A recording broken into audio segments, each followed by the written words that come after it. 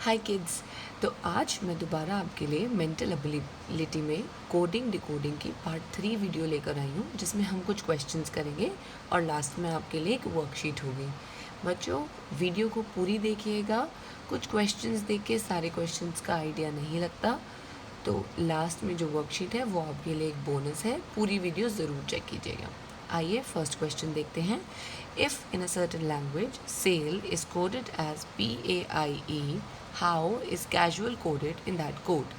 तो सबसे पहले मैं एज़ यूजुअल क्या करूँगी, सेल के नीचे PAIE मैं क्या देख पा रही हूँ कि A और A फिक्स्ड है और P और S और I और L में क्या है, P के बाद आता है Q, के बाद आता है R और फिर आता है S, यानी S से मैं 2 अल्फ़ाबेट पीछे गई, फिर I J K, अगेन यहाँ पे भी मैं 2 अल्फ़ाबेट पीछे जा रही हूँ। तो सेम अगर मुझे कैजुअल को कोड करना है तो पहली बात तो मेरे यहाँ पे इवन जो अल्फ़ाबेट थे इवन नंबर पे वो सेम थे।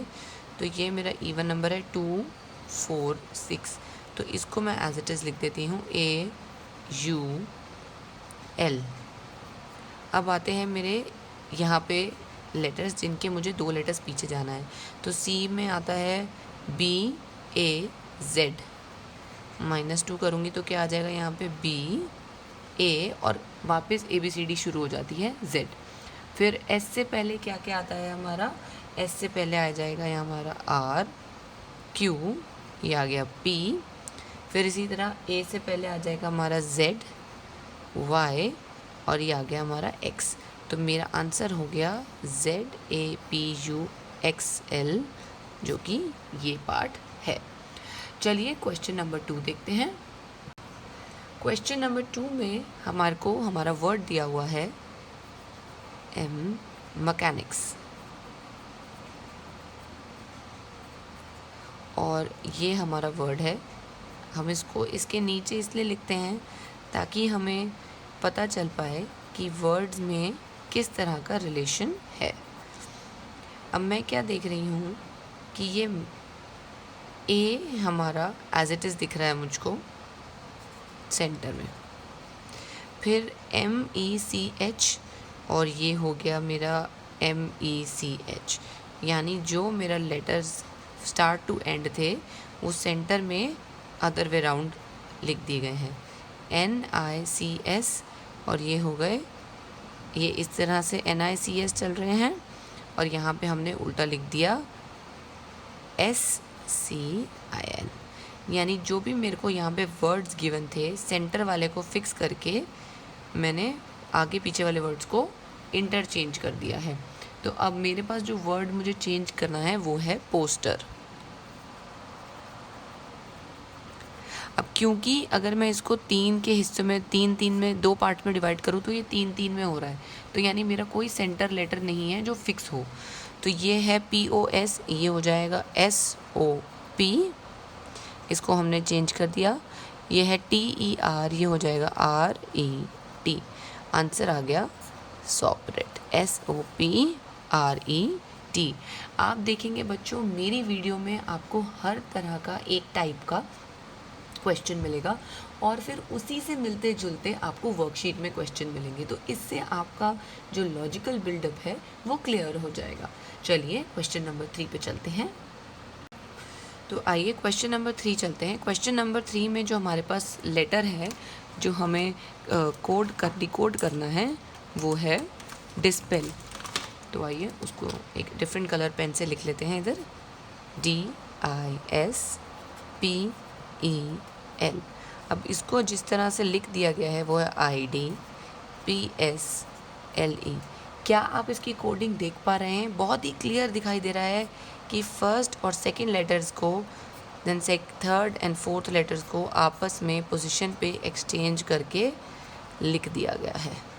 बहुत ही सिंपल है। जब आप लेटर्स को ऊपर नीचे लिखेंगे तो आपको क्लियरली नज़र आने लगेगा कि कोड है क्या। तो अब हमें इफ़ेक्ट जो वर्ड है उसको कोड करना है। अब मैं इसको ऐसे करूँगी, ये F यहाँ आ जाएगा, ये E, फिर से E F T C, answer आ गया FEEFTC, यानी कि फर्स्ट पार्ट। तो ये हो गया हमारा इसका कोडेड वर्ड। क्वेश्चन नंबर 4 देखते हैं। क्वेश्चन नंबर 4 में हमें गिवन है if C A canoe is coded as IFRRG, how is music written in that code? अब मैं क्या देख पा रही हूँ कि I के बाद मेरे क्या क्या सी के बाद आई आता है, तो यानी सी और आई के बीच में कुछ लेटर्स हैं। आइए देखते हैं क्या। C D E F G H, ये 5 लेटर्स के बाद मेरा लेटर लिखा हुआ है यहाँ पे, यानी B C D E F। पहले 5 था, फिर 4 हो गया। क्या मुझे पैटर्न दिखने की कोशिश शुरू हो पा रही है? बिल्कुल। N O P Q, पहले 5 लेटर्स से बीच में, फिर 4 हो गए, फिर 3, अब लगता है 2 लेटर्स होंगे, P Q E F। यानी मेरी सीरीज़ कैसे चल रही है? -5 -4 -3 -2 -1, यानी मेरा जो कोड है वो बेसिकली ये है। अब मुझे अपना वर्ड जो है, जो कोड करना है, वो है म्यूज़िक। तो मैंने यहाँ लिखा MUSIC। पहले मुझे 5 लेटर्स लिखने होंगे M के बाद, N O P Q R S U, यहाँ फिर 4, V W X Y, answer आ गया Z। फिर यहाँ 3, S T U V W -2 I, sorry minus नहीं plus, I am so sorry, यहाँ पे मैंने एक छोटी सी मिस्टेक कर दी है। हम लेटर्स में आगे जा रहे हैं, तो हम माइनस नहीं, हम ऐड कर रहे हैं अल्फ़ाबेट्स, मतलब हम उसके नेक्स्ट अल्फ़ाबेट पे जा रहे हैं। यहाँ हम +5 अल्फ़ाबेट्स गए, यहाँ +4, यहाँ +3, यहाँ +2, यहाँ +1, सेम प्रोसीजर हमने यहाँ किया। अब ये हमने करना है यहाँ पे +2 I J K L C D E, तो आंसर है SWZLE, जो कि क्लियरली मुझे दिखाई दे रहा है कि मेरा है पार्ट डी। चलिए क्वेश्चन नंबर 5 और आखिरी क्वेश्चन पे चलते हैं। अब ये जो हमारा क्वेश्चन है, इसे आइए हम सॉल्व करते हैं कि if table is coded as this, how is juice coded in the same language. अगर मेरे को दे दिया है टेबल, उसको लिख दिया है GZYOV। इस क्वेश्चन को सॉल्व करने के लिए एक बहुत ही इम्पॉर्टेंट मेथड है जो हमें ध्यान रखना होगा। वो क्या है, आइए देखते हैं। मैंने लिखा A B C D E F G H I J K L M, क्योंकि मेरे 26 लेटर्स होते हैं, मैं 13 पे रुक जाती हूँ और उसके बाद मैं इसके नीचे कंटिन्यू करती हूँ। M N O P Q R S T U V W X Y Z। अब मैं क्या देख पा रही हूँ कि जो मेरा अल्फ़ाबेट A है वो कभी कभी Z रिप्रेजेंट भी कर देते हैं। ये एक और तरह का कोड है जो हम यूज़ कर सकते हैं। तो अब मैं यहाँ पे क्लियरली देख पा रही हूँ कि जहाँ मेरा T है वहाँ G यूज़ किया हुआ है, जहाँ मेरा A है वहाँ Z यूज़ किया हुआ है, B को Y कहा है, L को O कह रखा है और E को V। तो ये एक ट्रिक होती है हमारी जो हम यूज़ करके कोडिंग डिकोडिंग सॉल्व कर सकते हैं। नॉर्मली हमारे पास सीरीज़ के क्वेश्चंस भी आते हैं जिसमें हमें अल्फ़ाबेट आगे ले जाना है, पीछे ले जाना है, इंटरचेंज करना है, सेंटर में फिक्स करना है, और ये भी एक हमारा ऑप्शन होता है कि जहाँ पे हमारे इस तरह से लेटर्स को रिप्रेजेंट कर दिया जाता है।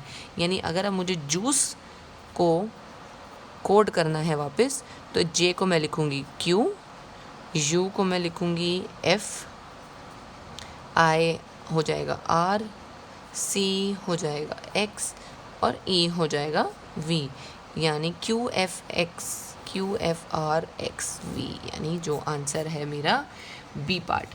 तो बच्चों ये हैं हमारे कुछ क्वेश्चंस। इसके बाद मैं आपसे एक वर्कशीट शेयर कर रही हूँ, वहाँ स्क्रीन पॉज करके वो क्वेश्चन सॉल्व करें। कमेंट सेक्शन में आंसर ड्रॉप करें। आप जब आंसर ड्रॉप करेंगे तो मैं उसका आंसर ज़रूर आपसे डिस्कस करूँगी। अभी के लिए थैंक यू, बाय बाय।